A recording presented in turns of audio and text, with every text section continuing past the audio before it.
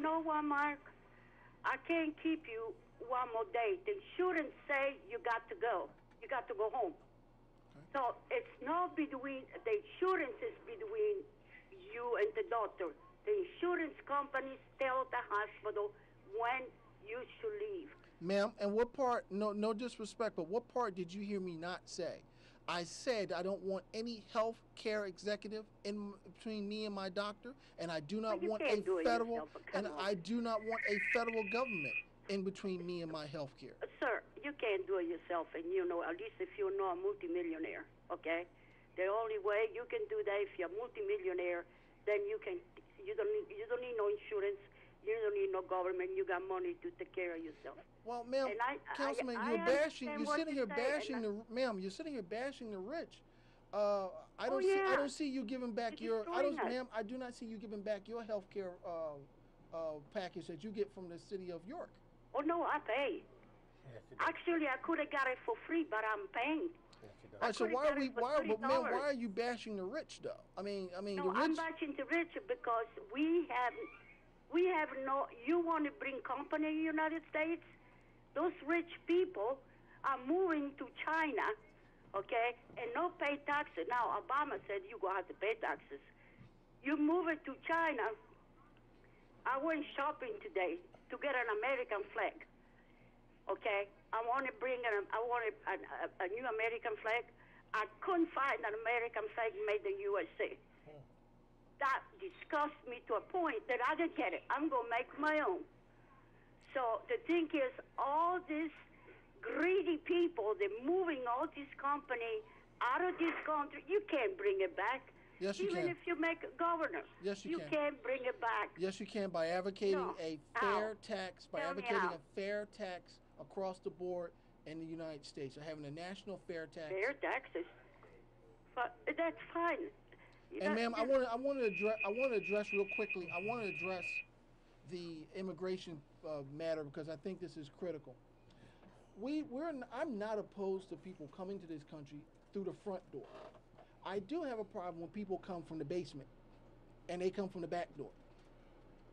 Come to the front door and you become an American citizen. Okay, I came here legally. I've been here legally since 1954. But let me tell you something that I think is wrong. You're right what you're saying. But this government here, 40 years ago, and maybe even longer, they should have taken care of the problem. They were coming in way back then. Right. But everybody was sleeping at the switch. Now all of a sudden, they want Obama to do everything. He's doing wonderful. He is the best president we ever had. And I love Clinton. And I even liked Bush, number one. No, Bush is number two. Forget it. You should have never been there. But so it is people that in the Republican Party that I didn't like it. And I had respect. At least Bush, number one, knew what he was doing. But I'm telling you, this president here, you should stand up for him. Ma'am, I cannot say anything, be it positive or negative, against for or against the commander-in-chief. He's my commander-in-chief, and I will not stand. Are you in the military? I am, ma'am. What? I didn't know what branch? Army. What were you in the Air Force? Army. Army? Right, and I do not comment on my commanders and chiefs. I do not do that. That's a long-standing policy. I'm sorry. I didn't know you were in the Army. I appreciate the work you do. And well, ma'am, you just bashed me. The killing our kids. But, you know what? Well, ma'am, I'm not going to allow you to get away with that. I didn't kill any kids. No one in Iraq is killing kids. I'm not talking about that. Well, no one's doing that. When I say kids, I mean the soldiers.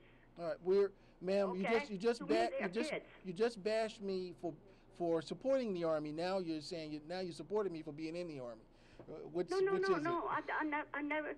Listen, I was here during Vietnam, and I thought that was I couldn't believe what the people done to those Vietnam veterans when they come back. I cry. Because I went through World War II. It doesn't matter if Mussolini said, you go fight, the army went to fight.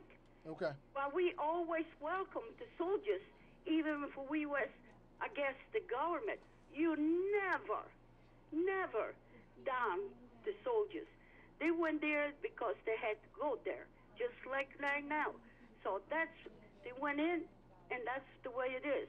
But I respect them more than anything. And what they did in Vietnam, I had a bracelet. From a captain, and I bought it, and I wore it until he sent me a letter telling me he's home. Otherwise, I would still be wearing it now. So I know, but I'm just saying it. Less government. Who's going to be? Each state in this country, every senator and governor, is going to worry about their own state. Don't you see every time you watch on TV? The only thing that they worry about, how can I go back to my state so I can get reelected? Well, how can I go back and get reelected? Well, I'm not, But ma'am. the only person is the President of the United States.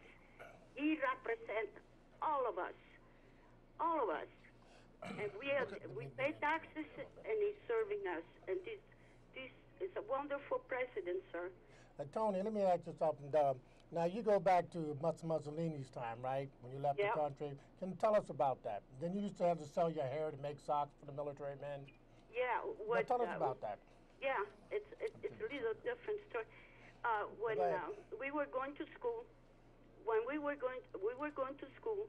they came into the school, and they asked the teacher and asked permission from our parents if we can have a haircut. We need a hair. And they were explaining. A lot of those soldiers, Italian soldiers, had to go to the Russian front. Now, can you imagine Italian and the Russian front as cold as it is? So we ran out of wool. We didn't have enough wool to make scarf, to make socks. So we did it with the hair. And was no something that they asked us we must do. But I guarantee you, it was no one young girl with long hair in the country. I want to inject something else, just for everybody's sake, everybody, so Candy understand that. Tony Smith has been our longest running city council member there is.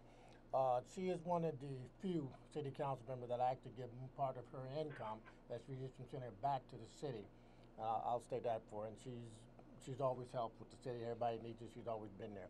I have to speak because she's always been a wonderful person. Views is views. Right. And I don't think she meant any disrespect to you, and I hope you didn't take it that way. No, I didn't. I like to have a good dialogue because, but she's always respectful, believe me. I mean, it may sound like one thing, but everybody has their views, So I want to make that. No, actually, my dream would be, you know what's my dream right now? What's that? We drive up there because I know where you guys are at. Yeah, I know. You always go. And take the registration form. And changing him a good Democrat. No. And that will make my day. No, that will. I can't do that. I know you would, Tony. I wanted to bless you. I know you would. No, I would never do that. I would never be a Democrat. I'm not a slave. I'm not going to be on a plantation. So I'm a free man. Do that because I'm just kidding you. You be happy. You do what you need to do. But remember, someday, you're young yet. Someday, you will see the Obama. Okay, but Tony, president we ever had. Tony, I got to say, proud of it. Tony, I got comment on the command. I got one other thing to say now. I want you to be nice because in a few minutes we're going to have a Republican on. So you're going to try to change me a Democrat. Who is it? Depends who it is. John Kennedy, he's coming next. Who? John Kennedy. Well, I don't know him, so you well, you'll see him shortly. I don't think he wants to change parties. no, I could care less. Yeah, okay. It doesn't matter.